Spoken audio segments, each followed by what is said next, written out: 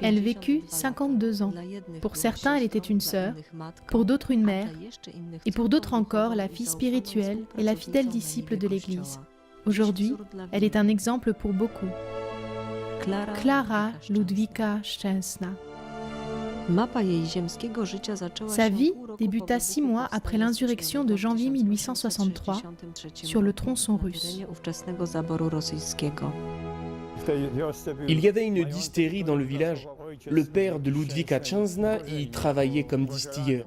On parlait aussi de la mère de Ludwika, car on se souvient que lorsqu'elle mourut, son mari se remaria avec une femme beaucoup plus jeune qui avait 18 ans à l'époque.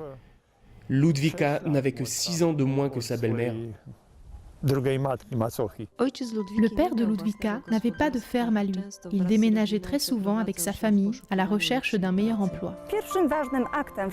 Le premier événement marquant de la petite Ludwika fut son entrée au sein de l'Église catholique. Elle fut baptisée tout juste 6 jours après sa naissance, dans cette église paroissiale à Lubowice. Quelques années après le mariage de son père avec la très jeune Antonina, Ludwika décida de quitter la maison familiale.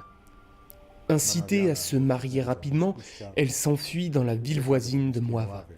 Elle y vécut de son travail de couturière. C'est probablement là-bas qu'elle changea de nom pour des raisons inconnues. À partir de ce moment, elle se fera appeler Ludwika Szczęsna.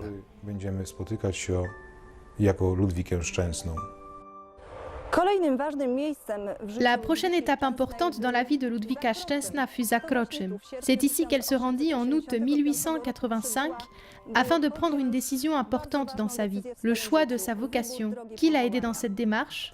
Le bienheureux Honoré Kozimiński et sœur Eleonore Motelowska, la cofondatrice de la congrégation des servantes de Jésus. Père Honoré était emprisonné par les pouvoirs tsaristes, ici, à Zakroczym. Son seul moyen de contact était le confessionnal. Il confessait dans un confessionnal spécial qu'il avait lui-même conçu. Le pénitent était enfermé. Il ne pouvait pas sortir du confessionnal tant que le confesseur ou le père Honoré ne l'en avait pas libéré, et cela pour que les agents du tsar qui se trouvaient à côté ne puissent pas entendre ce qu'il disait. On suppose que Ludwika Szczęsna se confessa dans le confessionnal du père Honoré et que c'est ici qu'elle aurait découvert sa vocation religieuse. Ludwika Szczęsna fut l'une des premières sœurs de notre congrégation. Son premier contact avec nous remonte à septembre 1885, alors que la congrégation fut créée en décembre 1884.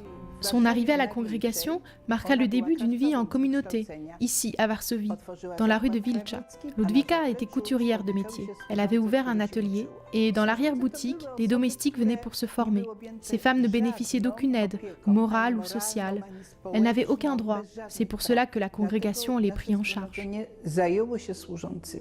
2 mois avant les vœux, Ludwika, encore novice, fut envoyée par la congrégation à un nouveau poste à Lublin. À la fin de l'année 1892, à cause de la maladresse d'une des domestiques, la police tsariste fut informée des rencontres religieuses.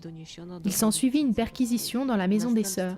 Après cet événement, Ludwika, en tant qu'inculpée, reçut l'ordre de quitter la ville de Lublin sous 3 jours.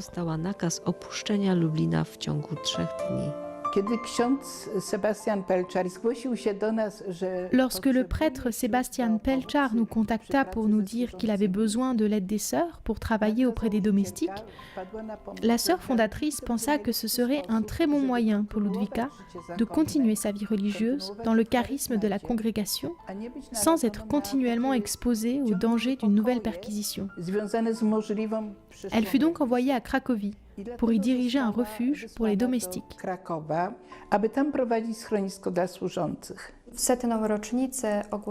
Lors de l'anniversaire des 100 ans de la Constitution du 3 mai 1791, le professeur et prêtre chanoine Józef Sebastian Pelczar créa à Cracovie la confrérie de Marie-Reine de la Couronne de Pologne. Il constata en effet un grand problème social qui concernait les domestiques, de jeunes filles arrivant à Cracovie pour chercher du travail. C'était la période dite de pauvreté galicienne, lorsque la population des campagnes se rendait dans les villes à la recherche d'un emploi. dans le cœur de Pelchar naquit l'idée de venir en aide à ces jeunes filles. Le refuge ouvrit ses portes le 5 novembre 1892 et fut dirigé à ses débuts par quelques femmes laïques. Au fur et à mesure, on se rendit compte qu'elles manquaient de temps pour pouvoir se consacrer pleinement aux domestiques. Et Pelchar pensa alors qu'il serait bon de confier ce projet aux mains de personnes consacrées à Dieu, qui n'ont pas de famille et qui pourraient dévouer à ce projet toute leur énergie.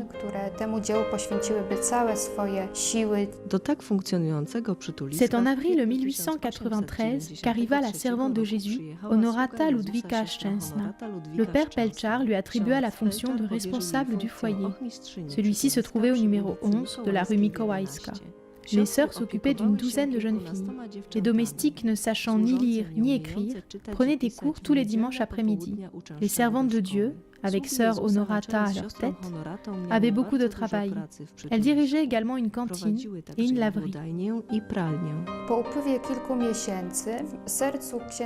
Après quelques mois, le père Pelchar eut l'idée de transplanter la congrégation sur le territoire occupé par l'Autriche. Cette idée était très controversée par les supérieurs de la congrégation des servantes de Jésus, qui redoutaient la divulgation de l'existence de la congrégation et les conséquences que cela pouvait entraîner. La possible fermeture de la congrégation.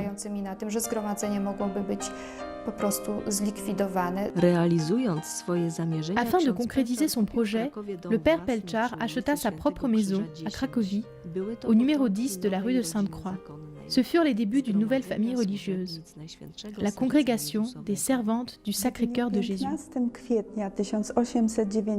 Le 15 avril 1894, 12 premières candidates se présentèrent pour rejoindre la congrégation, dont parmi elles, sœur Ludwika, et décidèrent de remettre leur destin, leur vie entre les mains de Dieu, au sein de l'Église catholique. Sœur Ludwika a reçu le nom de Clara.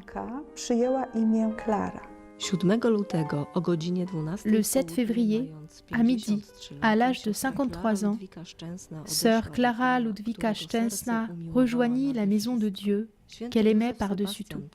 Saint Joseph Sébastian, après la mort de sœur Clara, écrivit « Elle se distinguait par sa grande sagesse et par l'amour avec lequel elle guidait ses sœurs, ainsi que par son courage et sa patience à endurer d'incessantes maladies et tourments intérieurs. Sous ses ordres, la congrégation se développa remarquablement. En 2001, Dieu confirma la sainteté de sœur Ludwika en sauvant, par la grâce de son entremise, la vie d'un jeune garçon de 12 ans renversé par une voiture. De l'extérieur, on ne voyait rien. Il n'avait pas un bleu. On aurait dit qu'il dormait. En revanche, il avait un traumatisme crânien grave. Il avait des caillots de sang.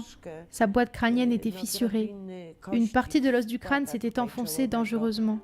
Les médecins n'avaient aucun espoir quant à la guérison de mon fils, tellement les lésions étaient sévères. C'est alors que la sœur me dit que tout le couvent priait pour Michał. Je ne savais pas grand-chose sur sœur Clara Ludwika à l'époque. C'est seulement plus tard que la sœur me raconta. Je ne sais par quel miracle Michał réussit à s'en sortir. Le médecin lui-même me dit qu'il ne pouvait pas l'expliquer. Quand je suis venue lui apporter des fleurs pour le remercier, il me demanda s'il pouvait les déposer en bas dans la chapelle de l'hôpital, car ce n'était pas son mérite à lui, qu'il n'avait rien fait. Je crois que la guérison de mon fils, après l'état dans lequel il se trouvait suite à l'accident, est un miracle. Le médecin, qui est une personne très rationnelle, qui est neurochirurgien, me l'a dit lui-même. Clara Szczęsna est devenue quelqu'un de proche pour moi, de cher, et je sais qu'elle a aidé mon fils à pouvoir vivre normalement.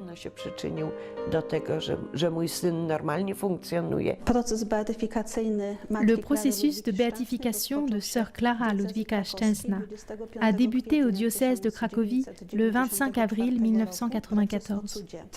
Il s'est déroulé jusqu'en 2007, et c'est en 2012 que fut signé le décret de vertu héroïque. Elle a fait preuve d'une immense foi tout au long de sa vie. Elle a rencontré beaucoup de difficultés, mais sa foi lui a permis de les surmonter. On peut ajouter à cela qu'elle était extrêmement humble et accomplissait son chemin vers la sainteté avec sérieux. Sœur Clara était capable d'allier la vie active et la prière. Elle aimait son prochain. Elle était pleine de respect pour autrui. Elle a apporté les bases de notre congrégation, spirituelle et matérielle. Et la plupart des communautés qu'elle a fondées existent encore aujourd'hui. Pour la plupart des personnes, elle peut être un exemple par sa capacité à vaincre les difficultés de la vie. Aujourd'hui, l'homme doit faire face à de nombreux problèmes. Il y a le problème de l'immigration, du manque de travail. Sœur Ludwika elle-même a été confrontée à cette situation et a dû quitter sa famille. C'est en tant qu'épouse de Dieu, femme fidèle et aimante, qu'elle a marqué les esprits. Ses relations avec les autres sœurs étaient pleines d'amour.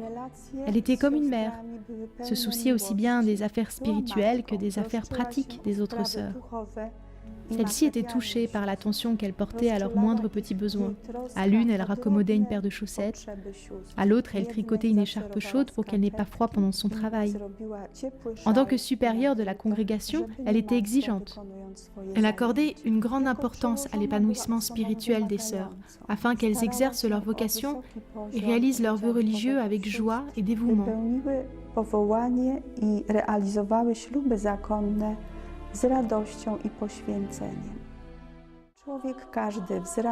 Chaque être humain grandit et se développe s'il est aimé. C'est ce dont nous avons tous besoin, que nous vivions derrière les murs d'un couvent ou dans le monde moderne. Seul l'amour apporte l'épanouissement. Sœur Clara aidait les pauvres. Ayons-nous aussi le cœur ouvert vers l'autre, vers celui qui se trouve souvent perdu dans le monde actuel, à la recherche de soutien et d'appui. Soyons ouverts pour porter la bonté, la paix et l'amour et apporter l'espérance aux autres.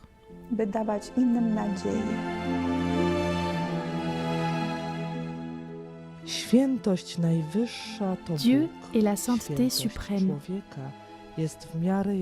La sainteté de l'homme est sa capacité à s'unir à Dieu et à consentir à sa volonté, puisque c'est elle le véritable amour et par conséquent la véritable sainteté.